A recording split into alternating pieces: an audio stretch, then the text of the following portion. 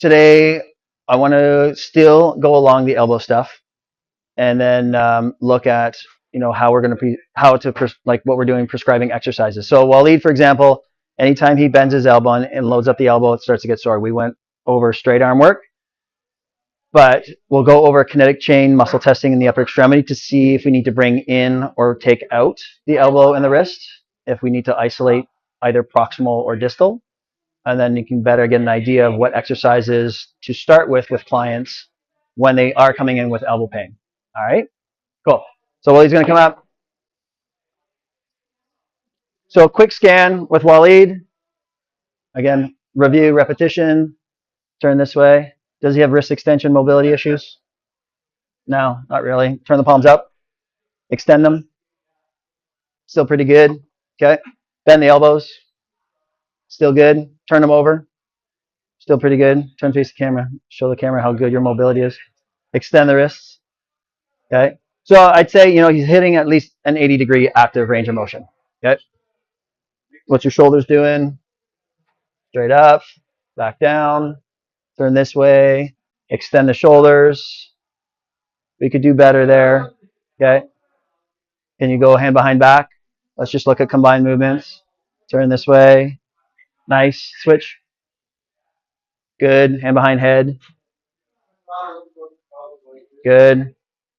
Okay. So we can say that he doesn't have any active mobility issues, but he's still having, is it left or right elbow pain? Left. Left elbow pain. Okay. So let's lay down your back. So we've assessed passive range of motion before. That's all clear. We did find a C7 nerve root compression issue. Tell everybody how you were feeling your elbow pain today, or was it yesterday? It was today. What were you doing? Stand up and show everybody what you're doing, and then everyone can see why his elbow. No, do it. I was holding Mustafa today. He's 2 months old, and I was just cooking breakfast. It took like 30 minutes. I was just holding him like this. But yeah, so it was hurting then. Life, it's not. It is what it is. I can't do my left holding hand. A baby on this hand, yeah, and then working that. What's he doing? Locking it up, right? Flex, lock. What else might he be doing? Up in right, compressing the neck.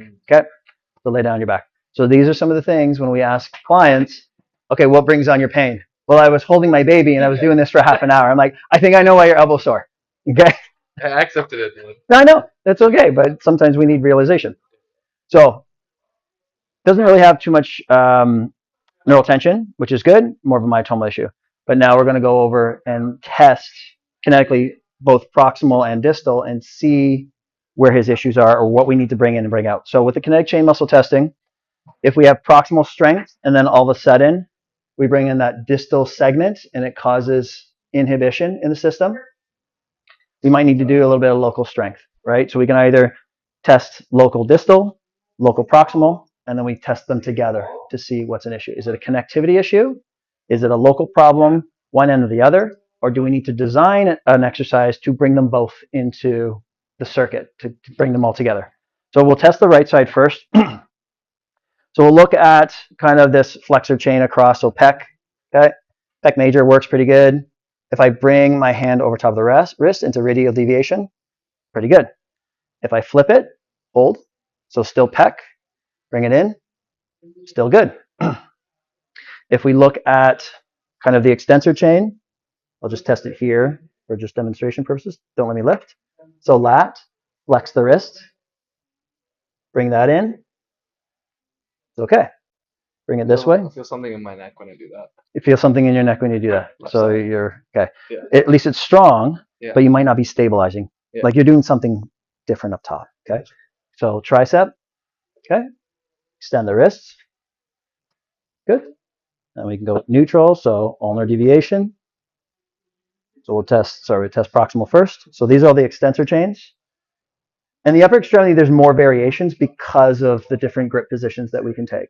Okay. And we can even go in here, hold, make a fist. Okay, pretty good. So let's test left. We'll test the pec major, hold, good. Bring in the radial deviators. Not too bad. Okay. Hold again. Good. Ulnar deviators. Still okay. We can even test it here, kind of a false grip. Hold, hold, not too bad. Okay, extensor, lats, hold. Okay, extensors, tricep. So that was proximal, proximal. Let's check it, sorry, with the flexors. Flex the wrist, hold. A little tougher. Okay. So we got a little bit of distal inhibition. It was a little bit more of a struggle when he gets the wrist flexors involved. So I can even come up, test the wrist flexors in isolation. Hold. Pain. Yeah. Okay. But hold. We're looking for weakness. Okay. So even though he has pain, he's strong and painful with that. Okay. He's strong, painless with the lat. But as soon as we bring the kinetic chain together, he starts to shut down. So what kind of exercise could we do with Waleed on the left side? Symmetric at the wrist flexors. You can, but it's creating more of a kinetic chain problem. Okay. Because when we test the wrist flexors, let's just test them down here. Hold. They test pretty strong. Yes. But when I test the lats with your wrist flexors, that's when it shuts down. So you have a connection problem. You don't have a proximal isolation problem. You don't have a distal isolation problem. You have a kinetic chain problem. So doing some kind of pull down with wrist flexion in a false grip back into here can help him reconnect that. So doing some isometrics, he can even, if he wants, hold that and then do some wrist curls back in here. But the idea is to reconnect the kinetic chain. So this wrist flexor chain or this the shoulder extensor chain with the wrist flexors is where he's getting disconnected. So he's losing power. Okay. If we test it down in here, so kind of a neutral hold, not bad. Ulnar deviation, that's fine. Okay. Hold, so internally rotated, hold, lift, little radial deviation. Okay. A little bit on that one, but the main one for him would be with the wrist flexors. Okay.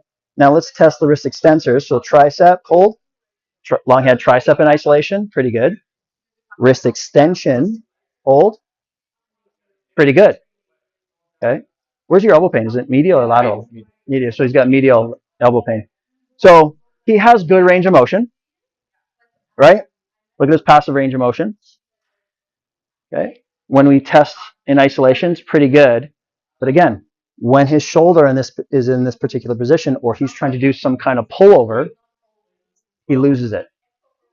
Okay. So this is where what's that? For sure. We know there's a neck issue. Yeah. So he's not stabilizing up here as well. Okay. So would he benefit if we put a band around his neck? So if you push your head down into the table and then hold, that actually made him a little bit worse. So we might need to dissociate the neck or just teach his neck to get into a better position without necessarily creating tension around here, because whatever reason, his nervous system doesn't like it. But if he dissociates the neck, isolates the lats and the scap in this position, we can start to get him turned on a little bit better. Okay? Make sense so far? Yeah. Okay. Say he's a pitcher, right? We look at the rotation change. So internal, external rotation. So we test those external rotators here at 90. Hold. Don't only lift you up. What do you feel? Pressure. Oh, pressure. You don't like that in the shoulder. Okay. The shoulders. Okay, hold again. Okay. Now if I check the wrist extensors with external rotation, not too bad. Okay. We can test, again, radial deviators. This is where, if we're giving rotator cuff exercises or rotation exercises at the shoulder, if we need to bring the grip in or we need to take it out. If he had a local proximal weakness, say, he's just not rotating well here, maybe we put a band around the wrist and we keep this out because he's overusing this. Okay? So let's just say, while he's coming in and he's got shoulder issues or elbow issues or whatever it is, and proximal testing was weak, kinetic chain testing made him stronger. Well, he might be coming in with some kind of tennis elbow or golfer's elbow because he's over gripping. So he's using too much of the elbow to compensate for weakness at the shoulder. So we put a band around his wrist and we isolate that instead, right? So if we go internal rotation, hold the arm. Okay, and then he flexes, false grip, falls apart. So the flexors of the wrist are inhibiting his shoulder. Again, we can play with some isometrics, but he needs to work on that false grip in that internally rotated position. Is that making sense so far? Okay. So test proximal isolation, test distal isolation, test them together, and then see what happens. Is it a local proximal problem? Is it a local distal problem? Or is it a kinetic chain problem where they're not working together? Okay. So right now we found Waleed's got an extensor lat connection problem with a false grip. His flexors aren't kind of talking to the shoulder enough. Okay, and this is where a lot of the isometric work can come into play. So you can isolate the proximal, get them up against the wall, band, wrist curls, dowel, wrist curls. So we did pec. We can check pec minor. Same thing. Punch towards the ceiling. Hold. Okay. Flex the wrist. Hold. Lost pec minor. Okay. Serratus anterior. Punch. Hold. Pretty good. Check radial deviation. Hold. Pretty good. Punch towards the ceiling. Do false grip.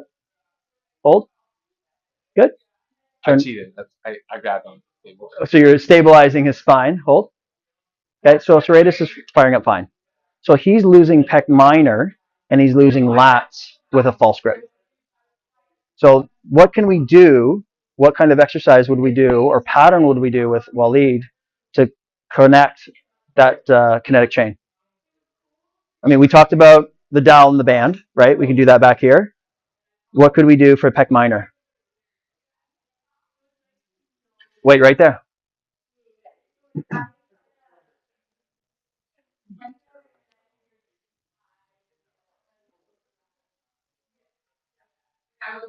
Okay. So punch towards the sky, bring it across to your hip. Hold right there. Breathe. Give me a little neck turn. Keep the neck out of it because you're compressing the neck. And you feel your pec lighting up? Good. Okay. And he's nice and shaky. Is it pain? No, no pain in the elbow.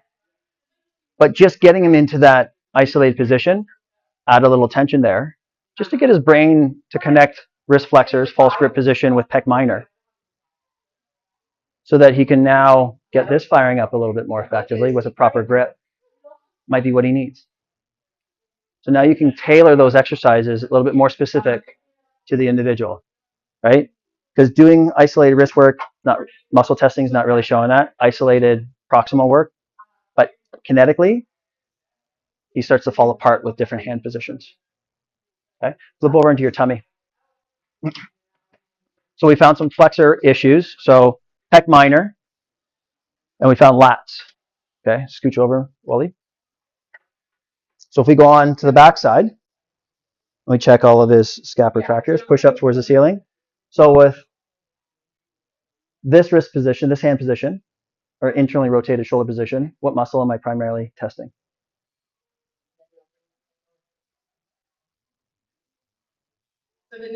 Rhomboids. Yep. Yeah, rhomboids. Okay. Thumb up is middle traps. So push up. Okay. So he's doing pretty good there. Okay. And you notice I'm off the wrist. I'm proximal to the wrist joint because I don't want to bring this in yet. Lower traps, elbow straight. Stabilize on the opposite. Push up. Lower traps, pretty good. Now let's test it with a couple different hand positions. So we go rhomboids, hold, make a fist for me. Okay, ulnar deviators, fine. Okay, it's going to change what muscles. We're not really concerned at this point which muscles we're doing. We're looking more the kinetic chains. So radial deviation rhomboids, or let's just say scap retractors, fine. Middle traps or lower traps with radial deviators, and he shuts down. So we can't say that he has weak or inhibited lower fiber trap, because when I isolate lower traps away from the wrist, it's fine. But as soon as I bring those wrist radial deviators in, push, now he has a problem. But we still don't know, do we have a local weakness issue? Hold the hand right there. Hold it right there. Now I can test proximal isolate it, and that's fine. That's okay. It's okay. Go. So does not have a distal local problem, does not have a proximal local problem, but has a kinetic chain problem. So what exercise can we give Waleed to connect those two together? Right? Dumbbells in the hands, that works. The clubs, right? Weighted dowel here. If it's too much for him to hold it here, right here's fine. Get a weighted dowel, dumbbell, this position, and then get them to slowly bring in more leverage against more gravity. Okay? We can lift, isometrically hold, and then change the body position, and then eccentrically lower. Okay?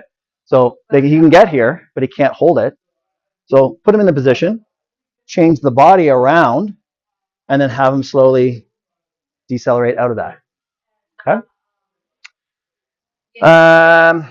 Wrist extensors, lats, check lats. Let's check your lats here. So isolate the lats, push up.